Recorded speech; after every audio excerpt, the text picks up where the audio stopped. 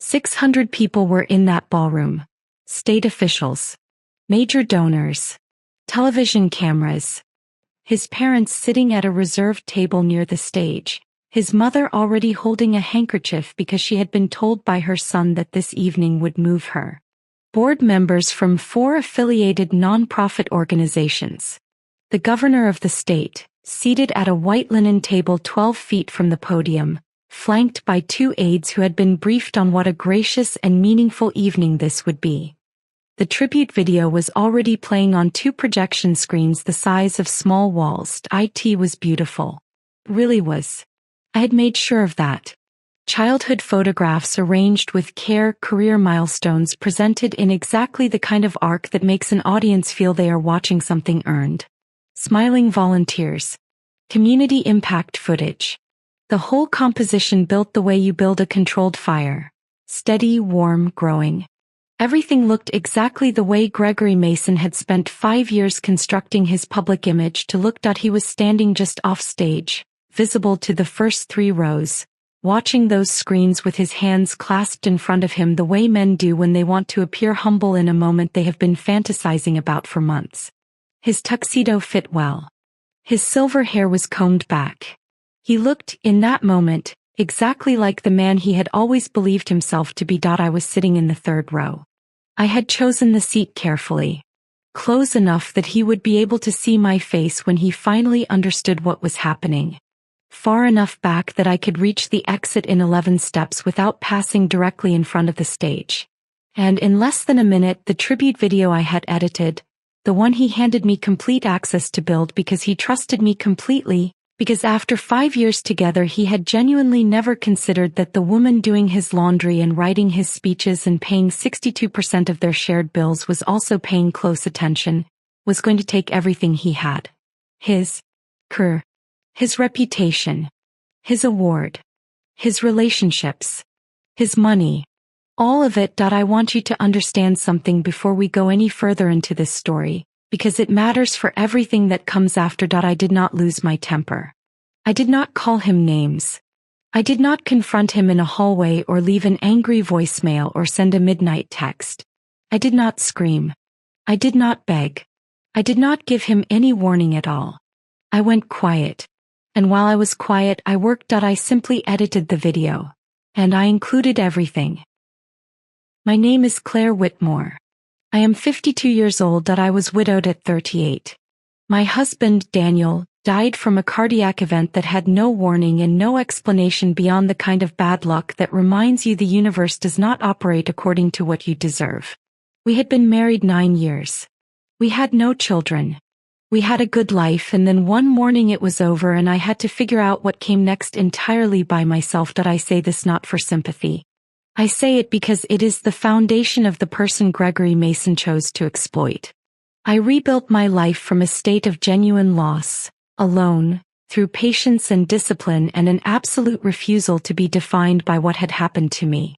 I became an administrative director at a major nonprofit. I built a professional network. I bought my own home. I became the kind of woman people called reliable, competent, steady.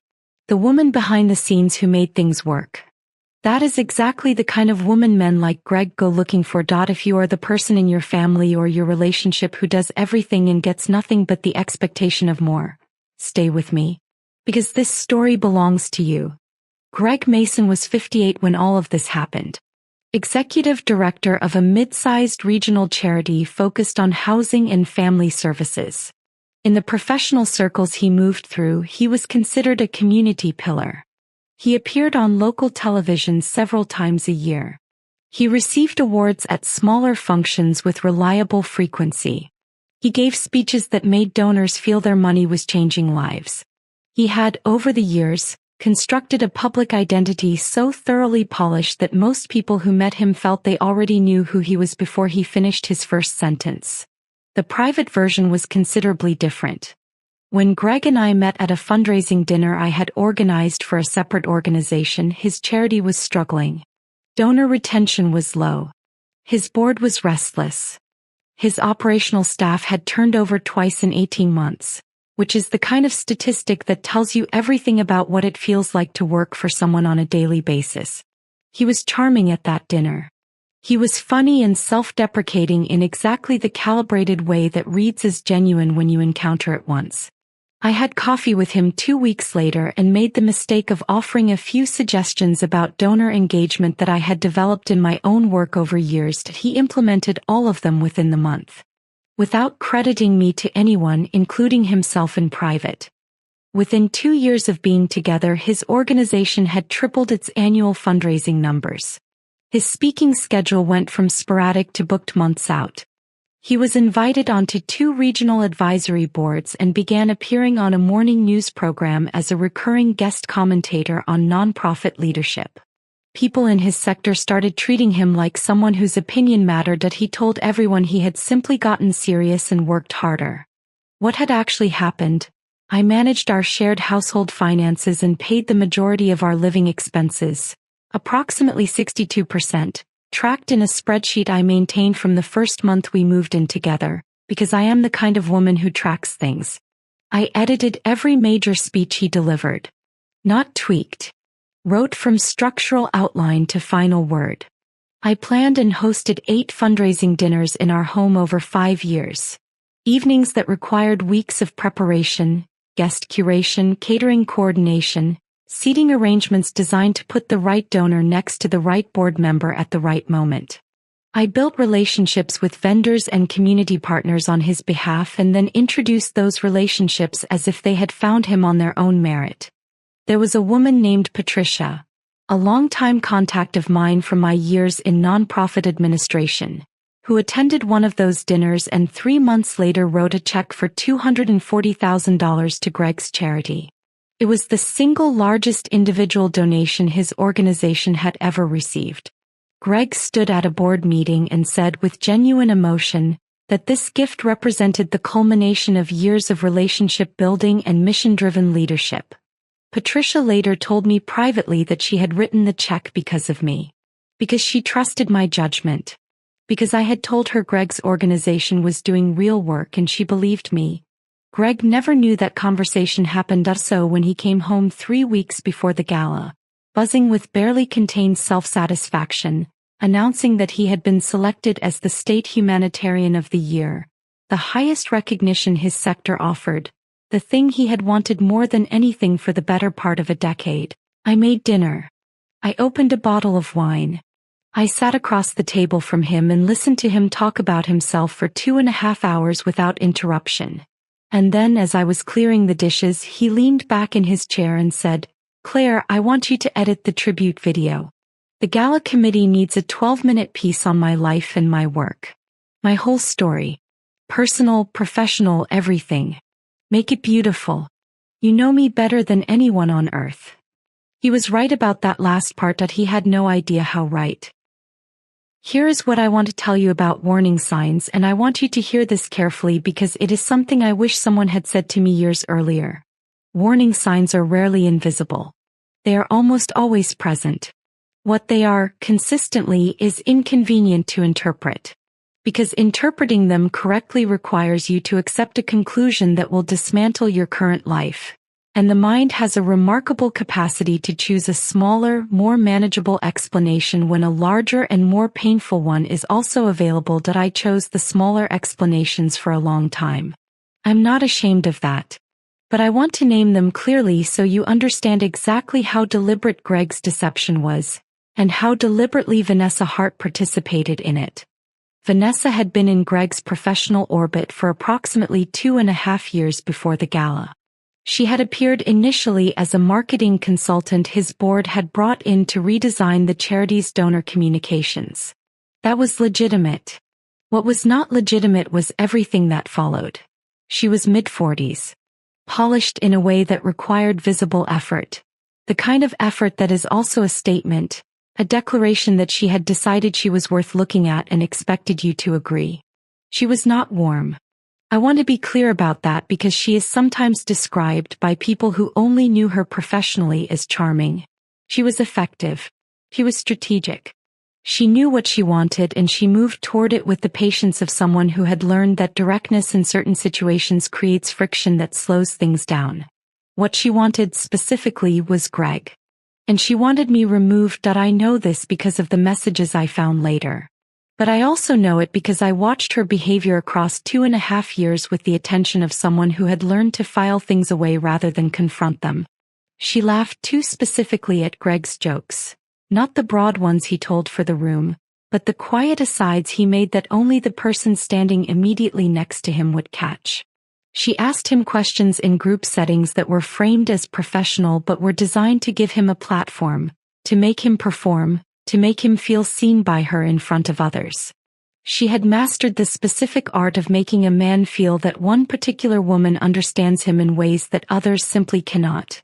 She also had a habit, at events where I was present, of speaking to me with a warmth so precisely calibrated that it read as friendly while communicating very efficiently that she was not threatened by me. That is a specific social skill. It requires practice. She had practiced it. Greg mentioned her the way men mention things they need you to dismiss. Briefly, without effect, never with enough detail to justify a follow-up.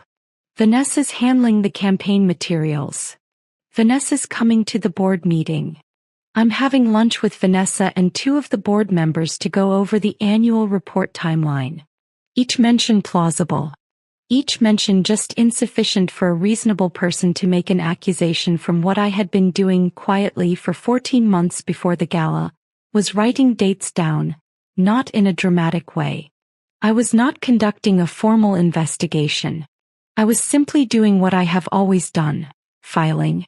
When Greg came home from a lunch that ran 90 minutes longer than a working lunch requires, I noted the date. When his phone went face down at dinner twice in the same week, I noted it. When he told me he was attending a regional conference on a weekend in October and came home Sunday evening with a suitcase that smelled like a hotel room that was not the budget-tier Marriott he claimed, I wrote down the date of that weekend in my notes app and moved on with my evening. By the time he handed me those cloud login credentials on a sticky note and asked me to build the tribute video, I had 14 months of dates. I had a pattern I had not yet named out loud to anyone, including myself.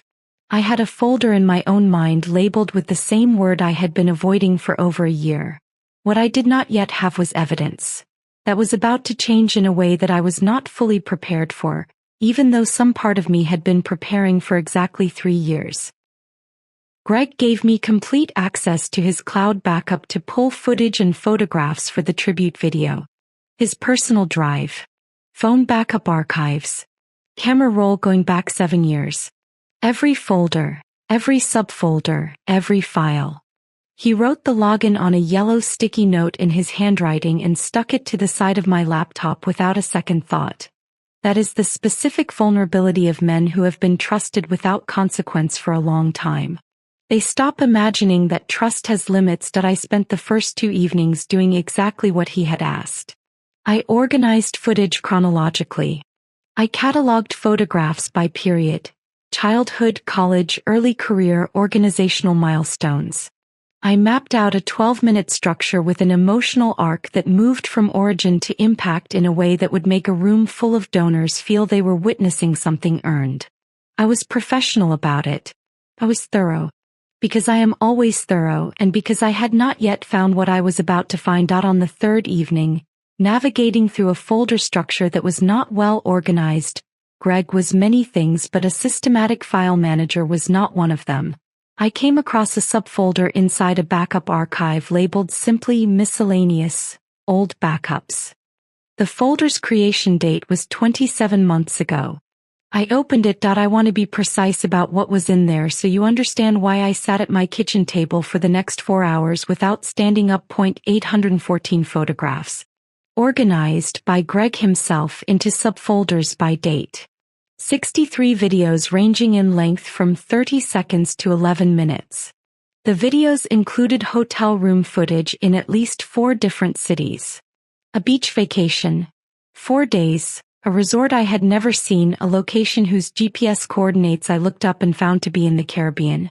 Restaurant footage from dinners that happened on evenings I had been told Greg was working late or attending board events. An anniversary dinner. I know it was an anniversary dinner because there were flowers on the table and the video captured Greg making a small speech about how grateful he was. The flowers were red roses. I know because when Greg and I had been together for 1 year, I told him I did not particularly care for red roses. He had not bought me flowers since. He apparently had an excellent memory when he was motivated. The woman in every photograph, in every video, in every carefully framed stolen moment across 27 months, was Vanessa Hart. 27 months. Not a week-long collapse in judgment that a person eventually confesses and spends years trying to repair. An entirely maintained parallel relationship with a beginning, a middle, shared vacations, anniversary dinners, inside jokes I could see forming on their faces in video after video. I did not cry. I opened a new spreadsheet on my laptop and I began cross-referencing every date-stamped piece of evidence against our shared calendar, against the dates I had been writing in my notes app for 14 months, against every conversation I could remember about his whereabouts on any given weekend. The conference weekend from my notes app, October 11 months ago. I found the corresponding hotel footage within 20 minutes. The metadata embedded in the video file showed a GPS coordinate. I looked it up. A resort. 2 hours from our home. Not a conference venue. A resort. I wrote the coordinate in the spreadsheet. I moved to the next date. Then I kept looking because I have learned, in 52 years of being a woman who pays attention, that the first thing you find is almost never the worst thing. The text message exports were accessible through the same backup system.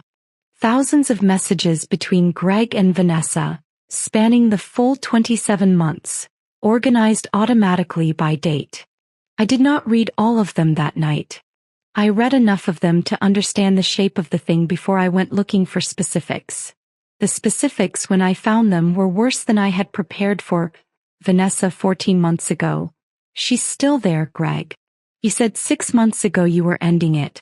What exactly are you waiting for? Greg, the timing isn't right. Claire handles most of the financial logistics right now. I can't disrupt the household before the gala season. It would create problems I don't need. Vanessa, so you're using her as your personal accountant until the moment is convenient for you. Greg, that's not what this is. Vanessa, it's literally what this is. She pays the bills and you keep her around for it. Greg, I'm handling it. After the award, everything changes. I've already started moving money. I read that last line 3 times. I'm already moving money. I closed the laptop. I went to the kitchen. I poured a glass of water. I stood at the counter for approximately 6 minutes doing nothing except making sure I was thinking clearly before I did anything at all. Then I went back to the laptop and I looked up the number for a civil litigation attorney named Margaret, whose card had been in my contacts for 3 years, and I put my phone on the charger so it would be fully charged in the morning. I met with Margaret the following afternoon. I had spent the morning printing and organizing everything I had found the night before. Not haphazardly, in a structure that a person who had never seen the files before could navigate without my assistance. Dates on dividers. Evidence labeled with source, timestamp, and a 1-sentence notation of why it was significant. I had been an administrative director for years. I knew how to prepare a document package for someone who needed to act on it quickly. Margaret is in her early 60s. She has the specific energy of a woman who has spent 3 decades watching people underestimate her and has found a practical use for that pattern. She read through everything I brought her for 45 minutes while I sat across the desk and waited. When she looked up, she did not offer comfort or outrage or the kind of validation you might expect from that conversation. She said, "Claire, there's more here than an affair. Tell me everything you know about the financial arrangements between you two, and I mean everything." We spent the next 2 hours going through it. The household expenses I had tracked. 5 years of records because I track things. The shared investment account Greg and I had opened 18 months into the relationship with a combined contribution of $320,000, which had grown to $480,000. The consulting contracts Greg's charity had signed over the years. $950,000 in annual agreements with organizations I had helped connect him to. And then there was the matter of the house. $1.3 million. Located in the neighborhood Greg had wanted because it projected the right image. My name on nothing. Not one legal document. I had raced this twice over the years gently, and Greg had cited complexity and timing and a conversation we would have soon. We never had the conversation. Margaret flagged the house immediately as a priority. Over the following 5 days, with Margaret's guidance and with the records I pulled from every account I had legitimate access to, we found the rest of it. Greg had changed his will. Quietly, through an attorney I had never met at some point in the previous 14 months. Claire Whitmore removed entirely as a beneficiary. Vanessa Hart named sole primary beneficiary. Combined estate value at the time of the change, approximately $1.8 million, including his share of the house, his personal accounts, and his retirement portfolio. He had opened 2 personal accounts at a bank separate from any account we shared. Over 14 months, through a series of transactions ranging from $3,000 to $12,000, amounts carefully sized to avoid automatic reporting thresholds, he had transferred $214,000 out of our shared investment account into those private accounts. 14 months. $214,000. Moved in increments designed specifically to not be noticed. Margaret used the phrase systematic financial exploitation. She told me the pattern of transfers met the criteria for civil action and potentially for a criminal referral depending on what additional records we could access. She told me we needed to work quickly and quietly because the moment Greg understood that I knew, the money would move again. This time to somewhere I could not reach it. Here is exactly what I did over the next 11 days. While Greg practiced his acceptance speech in the living room and complained that the gala committee had seated his parents too far from the stage, that I worked with Margaret to legally retitle and protect every asset held in my name or in joint accounts where I had standing. I filed the preliminary documents to establish my financial contribution to the household and to the property, creating a legal record of what I had paid and when. I created 5 separate encrypted backups of every piece of evidence, stored with Margaret with a trusted friend who lives in a different city, in a private encrypted cloud drive under an email address Greg had never seen, on a physical hard drive in a safety deposit box at a branch of a bank Greg did not use, and with a second attorney in another city as a contingency copy with instructions to act if I became unreachable. That I continued editing the tribute video every evening. On schedule. Greg asked twice how it was coming along and I told him it was coming together beautifully. He said he knew he could count on me. I thanked him. And I added something new to the final cut every single morning. In the final week before the gala, Greg Mason became a version of himself I can only describe as a man who has decided, privately, that he has already won everything and is simply waiting for the world to catch up to his own assessment. He practiced his acceptance speech 3 separate times in the living room with full performance commitment. Eye contact, measured pauses, the slight crack in the voice at the moment of gratitude that he had clearly rehearsed until it felt to him genuine. The third version was 12 minutes long. I sat at the dining table with my laptop open and listened to all 3. The third version cited his decades of sacrifice 4 times. He did not mention me once across any of the 3 versions, which was consistent with his general approach to attribution. That he called his mother every evening to update her on the seating arrangements, the media presence, the list of dignitaries who had confirmed attendance. His mother responded to each update with the specific enthusiasm of a woman who had spent 58 years telling her son that he was exceptional and had now been vindicated by an official committee. She said things like, "Gregory, you have given everything for this," and, "This is the recognition you have always deserved." And once during a call I could hear from the kitchen, "Anyone who doesn't see what you've built simply hasn't been paying attention." She said these things with complete conviction. She had been saying versions of them his entire life.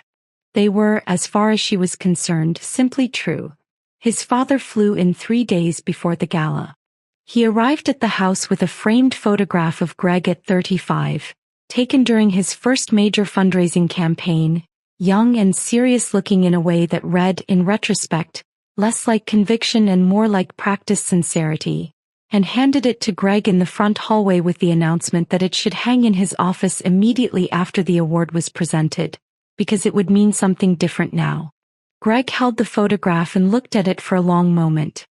His father put a hand on his shoulder. His father said hello to me on his way to the guest room. Vanessa, meanwhile, had apparently decided that 3 weeks before the planned public end of my relationship was the appropriate time to become careless. She and Greg had lunched together twice in the same week at a restaurant in a part of the city they clearly believed was far enough from their usual professional circles to be safe. It was not. A board member named David, who had known me professionally for 6 years and genuinely liked me in the way that people who have worked alongside you for years develop a loyalty they don't always articulate, called me on a Tuesday evening to ask, with evident discomfort, whether everything was all right between Greg and me. That I told David I was fine, that I told him to make sure he attended the gala, that I gave him my word it would be an evening worth attending. Vanessa had also, in the week before the gala, begun behaving in ways that suggested she believed the transition was imminent and that she was already mentally occupying a space she had not yet been officially granted. She sent Greg a message, I found it in the export, telling him she had been thinking about what to do with the house once the sale went through, and asking whether he had thought about the neighborhood they had discussed in the spring. She attached a link to a real estate listing. The listing was for a home priced at $1.1 million. The listing described the primary bedroom as having exceptional natural light and territorial views. She had written below the link, "This is exactly what I pictured." Greg had responded within 4 minutes, "I know. Soon." There was another message from 6 days before the gala that I returned to more than once in those quiet preparation weeks. Vanessa had written, I need you to confirm that after Saturday there is no more managing the situation. I need actual commitment, Greg. Not a timeline. Commitment. Greg wrote back, after Saturday Claire is gone. The house situation gets handled legally. I have people in place. You have my word. You have my word. From a man whose word across 5 years had meant whatever was convenient at the time he said it. Greg responded, Let's talk after Saturday. Everything after Saturday. I want you to sit with that exchange for a moment because it tells you everything about both of them. Vanessa was not a passive participant in what was done to me. She was not a woman who had fallen for someone without knowing his situation. She had known about me from early in their relationship. The messages confirmed that clearly. She had watched Greg delay month after month. And rather than withdrawing from a situation she knew involved a real person being deceived, she had pushed harder. She had sent him real estate listings. She had named a timeline. She had called me useful in a text conversation with the ease of someone who had said the word enough times that it no longer felt unkind. That is not a woman who was also being deceived. That is a woman who had decided her desire outweighed my reality, and had been making that decision consistently for over 2 years. 4 days before the gala, Greg came to find me while I was working on the video at the dining table and told me he wanted to make it even bigger. His exact words, "Give it everything, Claire. More community impact footage. Make the middle section emotional. I want people crying. And the ending needs to feel like a standing ovation is already happening before anyone actually stands up. This is the most important night of my life."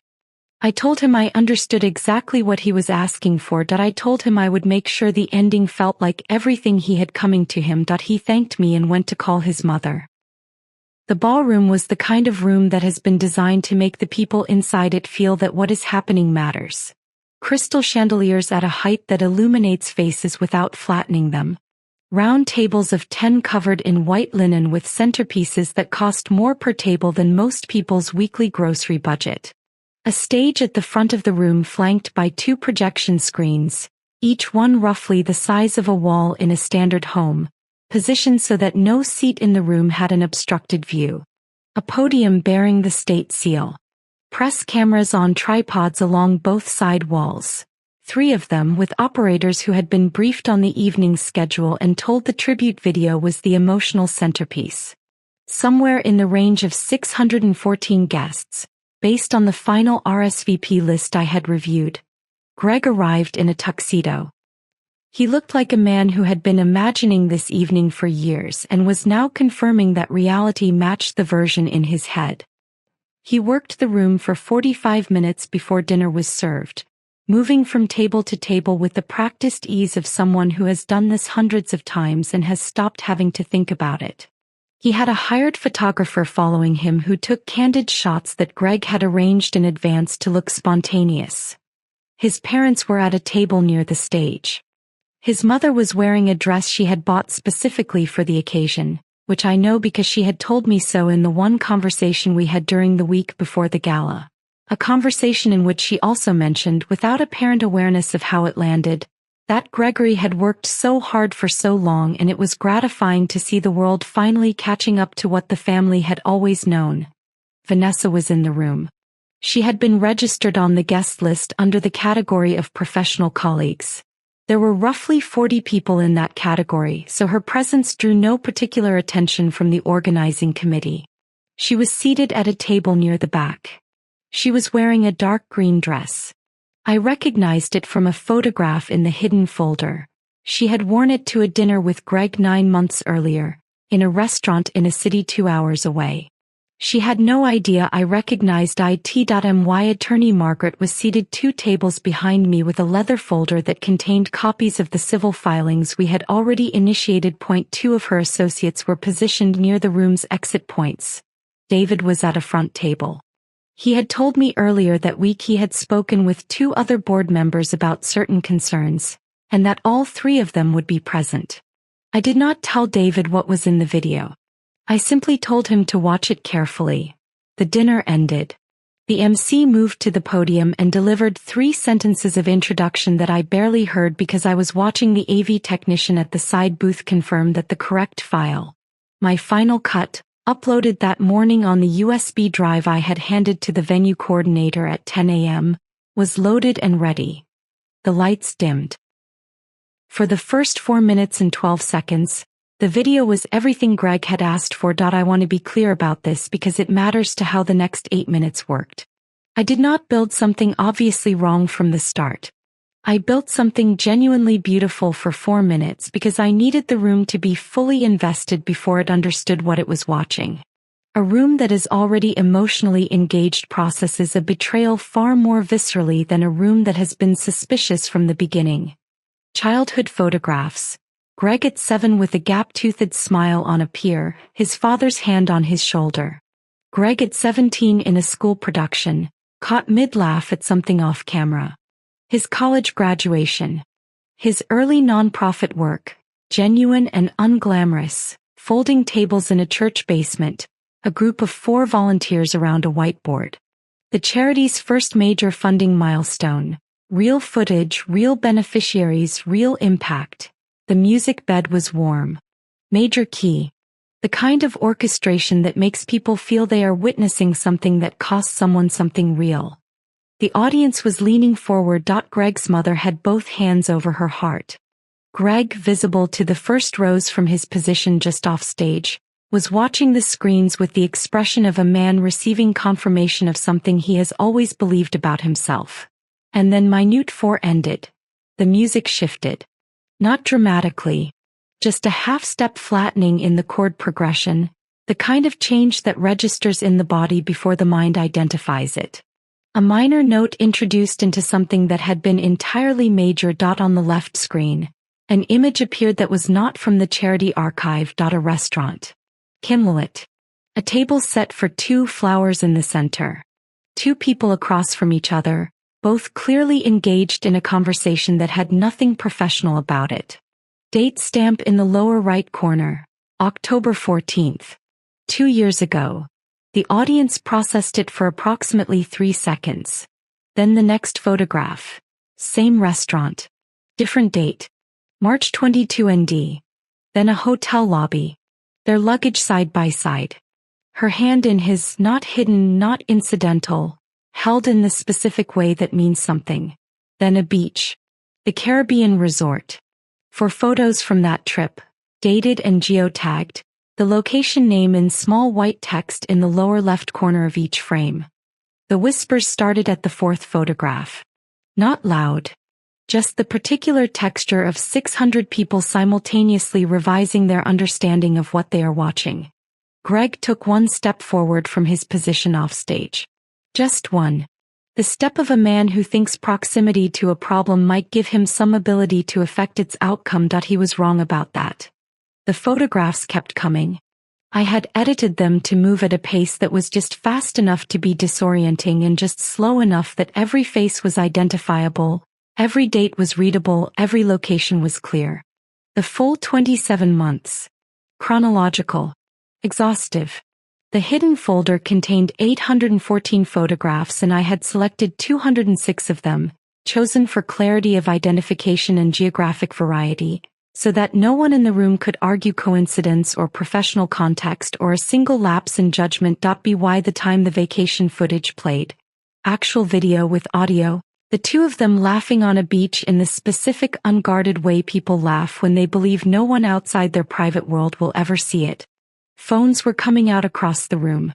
Not subtly. People were recording what they were seeing. One of the press cameras along the side wall had rotated away from the stage toward the projection screen. Then the text screenshots appeared, projected at a size I had calibrated specifically for legibility at the back of a 600-person room. Claire pays most of the bills right now. I can't disrupt that before the gala. The room did not gasp. It went quieter. A specific quality of quiet that is worse than noise because it means everyone has heard and everyone understands and no one yet knows what to do with what they know. Then the next screenshot. I'm waiting until after the award. Then I'm free. Then, the house will be mine to deal with. She'll have to figure the rest out. David, the board member in the front row, pushed his chair back from the table and turned to look at the two colleagues beside him. I watched all three of them arrive at the same conclusion in real time. Greg was moving across the room toward the AV booth. He was not running because running would have been an admission, but he was moving with a purposefulness that everyone in his path could read. Three people physically stepped aside to let him pass and then turned to watch where he was going. Somewhere in the room someone said his name, not to him, to the person next to them, and the way they said it, flat and certain, was the sound of a reputation leaving a body. His parents were still at their table near the stage. His father had not moved. His mother had lowered her hands into her lap and was looking at the tablecloth with the expression of a woman who has just understood that the story she has been telling for 58 years requires immediate revision. He didn't reach the booth in time. The audio confession played. I had placed it last deliberately because it required no image. Just sound. His voice, through speakers designed to carry to every corner of that ballroom, filling 600 cubic feet of expensive air. Once this award is over, Claire's usefulness is finished. I've been patient. The house will be mine to deal with. She'll have to figure the rest out. And then Vanessa's voice. Finally. The silence that followed was the loudest thing I have ever heard in a room full of people. Greg had stopped moving. He was standing approximately 20 feet from the AV booth in the middle of the room, and he was not moving because there was no longer any point in moving. The video had ended. The screens had gone dark. But the phones were still recording. The press cameras were still running, and every person in that room was already processing the math of what they had just witnessed. A 12-minute video that spent 4 minutes establishing everything a man wanted you to believe about him and then spent 8 minutes disassembling it piece by piece using exclusively his own materials. He turned toward me. I stood up. I looked at him for a moment. Not with anger, not with satisfaction. That registered on my face as an expression. Just looked. The way you look at something you have finished. I picked up my bag. I walked to the exit. I heard his voice behind me. Higher than usual, stripped of the calibration that made it sound authoritative. Claire, wait, we need to, Claire. I did not stop. I walked through the doors into the cold evening air and I got into my car and I drove home. What happened inside that ballroom in the 40 minutes after I left has been described to me by 4 people who were present. And I want to walk you through it because the collapse of Gregory Mason's public life was not a single dramatic moment. It was a sequence of small, irreversible events that happened in rapid succession like a structure whose load-bearing wall has been removed. The MC returned to the podium and said nothing for approximately 15 seconds, which is an eternity in a room of that size. Then he said that the program would pause briefly and that the evening's award presentation would resume after a short interval. He left the stage. He did not return. The award was not presented that evening. Greg attempted to address the room. He moved toward the stage and began speaking without a microphone, which meant that only the tables nearest to him could hear him. The words he used, according to David, were variations on, "This has been taken out of context," and "There's an explanation for all of this." The two phrases that people deploy when there is no explanation and nothing has been taken out of context. Board member David and his two colleagues moved as a unit to a private room adjacent to the ballroom within the first 20 minutes. David told me later they placed 3 calls from that room before midnight. The first was to the charity's legal counsel. The second was to the awards committee chairman. The third was to a 4th board member who had not attended the gala and needed to be briefed. The governor left at the 45-minute mark with his aides without speaking to Greg. The absence of that interaction was noted by every person in the room who understood what it meant. 3 major donors, individuals responsible collectively for approximately $400,000 in annual charitable giving to Greg's organization, sent emails to the charity's development office before the end of the following business day indicating that they were pausing contributions pending a governance review. One of them called Margaret's office directly. Margaret did not represent the charity, but the donor had seen her name in early press coverage of the civil proceedings we had already filed and wanted to understand the scope of what was happening. Vanessa did not leave the gala early. This, I was told, was her most significant miscalculation of the evening. She stayed, apparently believing that departing would be an admission. What staying meant, in practice, was that she was present and visible to everyone in the room as the social temperature collapsed around the man she had spent 2.5 years expecting to one day be with publicly. Multiple people approached her table. Not to offer support, to observe. She left 40 minutes after I did, alone through a side exit, without speaking to Greg. The formal consequences unfolded over the following months with the systematic quality of a structure that has been properly engineered. The award was formally revoked within 72 hours. The committee's statement was brief. It closed with a line I read several times. The integrity of this recognition depends on the integrity of its recipients. Greg's board placed him on administrative leave within 4 days of the gala. The internal investigation they commissioned over the following 6 weeks confirmed the financial irregularities Margaret had already documented. Unauthorized transfers. Misaligned vendor relationships. Expense reports that raised additional questions beyond anything we had put in the civil filing. He was terminated with cause 41 days after the gala. The consulting contracts, $950,000 in annual agreements with organizations I had spent years helping him build relationships with, were terminated by the vendors within 60 days. 3 of those vendors contacted me directly. One of them, a woman who had attended several of my fundraising dinners, called to say that she was sorry, and that she had known for some time that something was not right, and that she wished she had said something earlier. I told her I appreciated the call. The civil case resolved 8 months after the gala. $214,000 in unauthorized transfers, plus attorney's fees, interest, and costs. The settlement totaled $630,000, funded by Greg liquidating his personal accounts and a portion of his retirement savings. He had no choice. Margaret had documented the transfers completely and the pattern was unambiguous. The house required separate proceedings. My name had not been on the deed, a fact Greg had clearly counted on as a structural advantage in the exit he had been planning. What he had not counted on was the 5 years of meticulous financial records I had been keeping since the month I moved in. Mortgage payment histories. Renovation expenses I had funded. Household accounts showing the 62% contribution pattern across 60 months. Margaret had begun filing the legal framework to establish my equitable interest in the property during those quiet weeks before the gala. And that framework held. The house sold. My settlement from the sale was $640,000. Total assets protected and recovered, $2.1 million. Vanessa Hart's marketing firm did not survive the year. 4 of her 6 major clients terminated their contracts within 3 months of the gala. The civil discovery process had made portions of their text correspondence public record, specifically the exchanges in which Vanessa referred to me as useful and temporary, and discussed what to do with the house. 2 of those clients cited the situation explicitly in their termination notices. By the end of the year, she had closed the firm.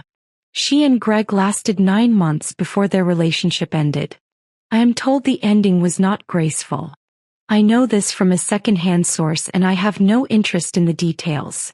Greg Mason currently rents a 1-bedroom apartment in a neighborhood he would have driven through without slowing down 2 years ago.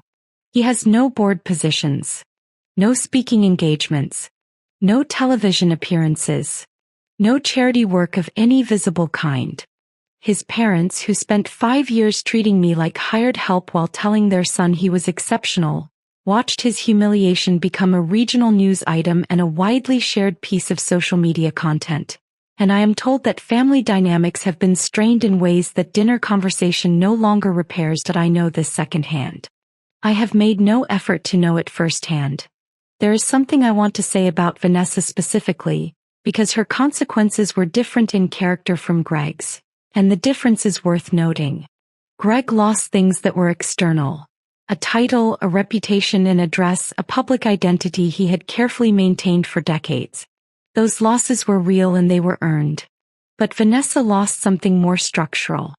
Her entire professional standing had been built on the premise that she was someone whose judgment could be trusted, someone whose work was worth contracting for, someone whose name in a project was a signal of quality. What became public record about her was not just that she had been involved with a man who was dishonest. What became public was that she had known about me, had referred to me in writing as useful and temporary, had discussed my home as an asset to be redistributed, had pushed the timeline of my displacement with the impatience of someone who had decided her wants were more important than my life. That is not the record of someone whose professional judgment you want attached to your organization. Her clients understood that. I have not spoken to any of them. I have not responded to any communication from Greg, from Vanessa, from his parents, from his former colleagues asking for my perspective on the situation. 6 months after the gala, I purchased a waterfront home. My name on the deed. Paid in full from the settlement funds. I have a consulting practice. The skills I spent 5 years giving away for free, I now charge what they are worth, and my client list grew faster than I expected. It turns out that when 600 people watch you execute something with that level of precision and calm, word travels. I travel when I want to. I work when I want to. I have dinner with people who know my name and use it. I sleep exceptionally well. If you believe that earned justice is more satisfying than keeping the peace, you already know where the subscribe button is. And if this story felt familiar in ways you have not said out loud yet, leave a comment. You are not alone and you are not imagining it. 7 months after the gala, on an evening in late spring, I was sitting on the back porch of my waterfront home. The water was flat that evening. The light on it was the specific shade of copper that happens in the 20 minutes before the sun finishes setting. Not dramatic, just clean and warm and entirely present. I had a coffee. I had nowhere to be. My laptop was on the table beside me. I opened it to forward a document to a client. And there it was in my inbox. An email from Gregory Mason. Subject line, "Can we talk?" I looked at it for the amount of time it took me to locate the delete key. I deleted it. I closed the laptop. I looked out at the water until the light was completely gone. For 5 years I managed the rooms he stood in. I wrote the words that made him sound like someone worth honoring. I built the relationships that funded his reputation. I paid the bills that kept the life running while he used the stability I created to plan his exit from it. And when he handed me the footage of his own life and asked me to make it shine, I did exactly that. I made it shine so bright that 600 people could finally see it clearly. Every single part of it. If you've been the engine that someone else called the passenger, drop a comment, subscribe, and stay because there are more stories where this one came from.